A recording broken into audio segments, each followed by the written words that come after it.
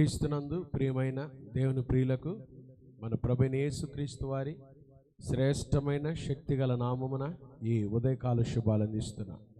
సియోనులో నుండి నా తండ్రి మిమ్మల్ని ఆశీర్వదించునుగాక, ఉన్నత స్థలములో నుండి ఆయన మీకు సహాయం చేయునుగాక. ఈరోజు శుభవచనం చూస్తున్న మీ అందరికీ నా ప్రభు శుభము దయచేయునుగాక. ఈరోజు శుభవచనం సమూయేలు మొదటి గ్రంథం 26వ అధ్యాయం 25వ వచనం చదువుకుందాం. అందుకు సౌలు, దావీదా నాయనా, నీవు ఆశీర్వాదం పొందుదువుగాక, నీవు ఘనకార్యములను పూనుకొని విజయము నొందుదువుగాక అని దావీదుతో అనెను. చూడండి, బలమైన మాట. సౌలు దావీదుతో అన్న మాట, నీవు ఘనకార్యములను పూనుకొని విజయము నొందుదువుగాక. ఈరోజు మీరు చూస్తున్న మీ జీవితంలో నా ప్రభు మీరు ఘనకార్యములను పూనుకొని విజయము నొందినట్లుగా మిమ్మల్ని ఆశీర్వదించునుగాక, మీకు విజయము దయచేయునుగాక, శీఘ్రమే విజయము దయచేయునుగాక, మీ చేతుల కష్టార్జితం దీవించబడునుగాక, మీ ఉద్యోగాలు, మీ వ్యాపారాలు, మీరు తలపెట్టు కార్యాల్లో మీకు విజయము కలుగునుగాక. ఆమేన్. సౌలు దావీదు తన్న మాటలండి ఇవి. దావీదు చాలా నమ్మకమైన వాడు. దావీదులో చాలా మంచి సుగుణాలు ఉన్నాయి. దావీదు ఒక గొర్రెల కాపరి. దావీదు ప్రారంభం చూడండి ఎలా ఉంటుందో. గొర్రెలను కాచుకునేవాడు. గొర్రెలను కాచుకునే దావీదును దేవుడు ఇశ్రాయేలుకు రాజుగా చేశాడు. కారణం దావీదులో ఉన్న ప్రార్థనా జీవితం. దావీదులో ప్రార్థనా జీవితమే కాదండి, దావీదు దేవుని ప్రేమించిన విధానం. ఏం ప్రేమించాడు? దేవుని ప్రేమించి దావీదు ఏం చేశాడు? దేవుని మందిరాన్ని ప్రేమించాడు. దేవుని సన్నిధి అంటే దావీదుకి ఎంత ఇష్టమో, దేవుని మందిరంలో గడపటం అంటే దావీదుకి ఎంత ఇష్టమో. ఈ రోజులో చాలామంది దేవుని మందిరాన్ని ప్రేమించే వాళ్ళు లేరండి కదా. దావీదు ప్రార్థనాపరుడు. దావీదు దేవుని మందిరాన్ని ప్రేమించినవాడు. దావీదు ఒక మధుర గాయకుడు, స్వీట్ సింగర్. ఎంత చక్కగా పాటలు రాసి పాడి దేవుని నామాన్ని ఘనపరిచేవాడో. అప్పటికప్పుడే అనేకమైన పాటలు రాసి దేవుని నామాన్ని ఘనపరిచేవాడు దావీదు. దావీదులో ఉన్న నమ్మకమైన జీవితం ఏంటంటే, దేవుని కాడ ఎంత నమ్మకస్తుడుగా ఎదిగాడో, ఎంత నమ్మకస్తుడుగా జీవించాడో. దావీదు ఎంత ఓర్పో, అభిషేకించబడిన సౌలు విషయంలో దావీదు ఎంత ఓర్చుకున్నాడో. ఇవన్నీ చూశాడు. దేవుడు దావీదును ఆశీర్వదించాడు. తన విరోధి అయిన సౌలే దావీదుతో అంటున్నాడు, నీవు ఘనకార్యములను పూనుకొని విజయము నొందుదువుగాక. సౌలు ఒక భయంకరమైన శత్రువు దావీదుకి. దావీదు ఎప్పుడు కనబడితే దావీదును చంపాలా, దావీదు జీవితాన్ని అంతమొందించాలా అని చూస్తున్నవాడు సౌలు.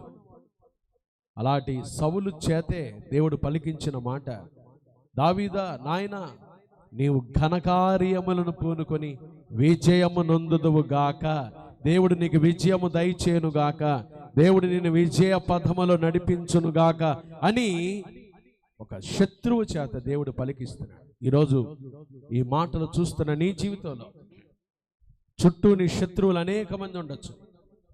నీకు కీడు చేయాలని చూసేవాళ్ళు అనేక మంది ఉండొచ్చు. నిన్ను అవమానపరిచేవాళ్ళు, సమయం దొరికితే నీ మీద విమర్శించేవాళ్ళు, రకరకాలుగా నీ గురించి మాట్లాడేవారు ఉండొచ్చు.